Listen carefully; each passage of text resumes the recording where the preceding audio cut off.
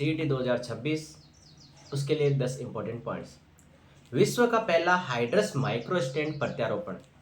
तो देखो, दिल्ली में जो आर्मी हॉस्पिटल है, रिसर्च एंड रेफरल, विश्व का पहला सफल हाइड्रस माइक्रो स्टेंट प्रत्यारोपण किया गया है। तो जो मोतियाबिंद की सर्जरी होती है उसमें हाइड्रस माइक्रो स्टेंट लगाते हैं। माइक्रो स्टेंट तो लगाते ही हैं, लेकिन जो हाइड्रस माइक्रो स्टेंट लगाते हैं वो दुनिया में पहली बार जो जिसका सफल परीक्षण हुआ है वो दिल्ली में आर्मी हॉस्पिटल में हुआ है। फिर दूसरा पॉइंट है, भारतीय तटरक्षक बल और नौसेना के लिए एक रक्षा सौदा हुआ है जो रक्षा मंत्रालय ने 5,083 करोड़ का किया है, जिसमें भारतीय तटरक्षक ने ALH-MK3 हेलीकॉप्टर और वर्टिकल लॉन्च मिसाइल, इतना काम का नहीं है। भारतीय तटरक्षक और नौसेना का समझौता हुआ है जिसमें हिंदुस्तान एरोनॉटिक्स लिमिटेड ने 2,901 करोड़ रुपए लगाए हैं। अब है INSV कौंडिन्य की सुरक्षित वापसी। जो INS कौंडिन्य है वो ओमान गया हुआ था, ओमान से इसकी वापस मुंबई में वापसी हो चुकी है, मुंबई वापस आ चुका है। फिर है भारत का पहला एम्फीबियन ड्रोन अवतार। तो भारत का जो पहला एम्फीबियन यानी जो पानी में और जमीन पे दोनों पे हो सकता है, लेकिन यहाँ पे एम्फीबियन होता है जो पानी में और हवा में दोनों तरफ चल सकता है। वो ड्रोन पानी में भी ऐसे झपका मार सकता है और हवा में भी उड़ सकता है, तो वो एम्फीबियन ड्रोन है। इसका नाम है अवतार। इसको बनाया है बेंगलुरु के startup aqua air x autonomous system. फिर है जापान ने स्टेम सेल आधारित उपचारों को मंजूरी दी। तो जापान दुनिया का पहला देश बन चुका है जिसने स्टेम सेल, जो एक कोशिका के अंदर कभी खत्म नहीं होती और जिससे नई कोशिकाओं का निर्माण किया जा सकता है, वो होती है स्टेम सेल।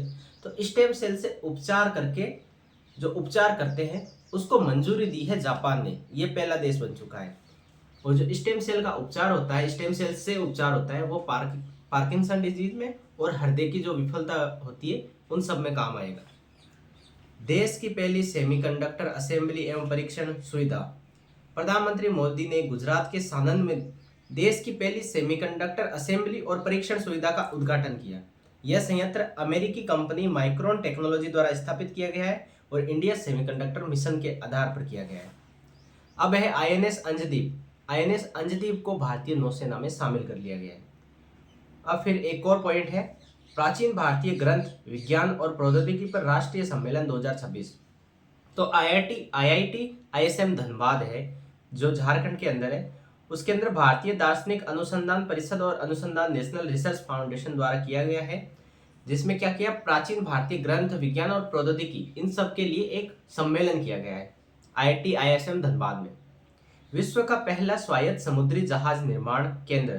तो आंध्र प्रदेश के नेल्लोर में विश्व का पहला स्वायत्त समुद्री जहाज निर्माण एवं प्रणाली केंद्र बनाया जा रहा है, जो सागर डिफेंस इंजीनियरिंग द्वारा विकसित किया जा रहा है।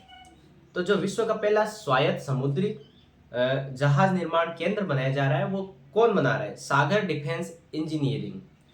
फिर है कनेक्ट सेफ साइबर सुरक्षा। तो भारत में जो डेलोइट कंपनी थी क्या है, भारत में जो डेलोइट कंपनी आई हुई है उसने साइबर सुरक्षा के लिए कनेक्ट सेफ लॉन्च किया है।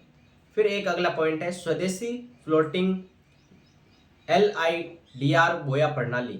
तो तमिलनाडु के मुतोम तट पर फ्लोटिंग लाइडार बोया प्रणाली का सफल परीक्षण किया गया है। ये लेजर आधारित तकनीक है, हवा की गति और दिशा का डेटा एकत्रित करती है।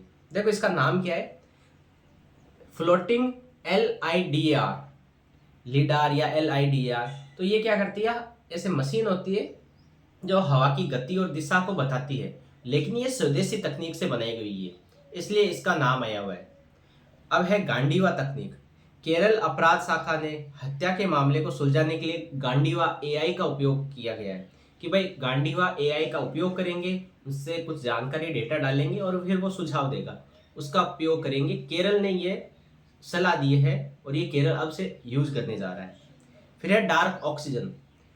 वैज्ञानिकों ने प्रशांत महासागर की गहराई में डार्क ऑक्सीजन की खोज की। डार्क ऑक्सीजन एक नया, मान लो जैसे ऑक्सीजन के अलग अलग समस्थानिक होते हैं, वैसे एक डार्क ऑक्सीजन भी उन्होंने खोज की है।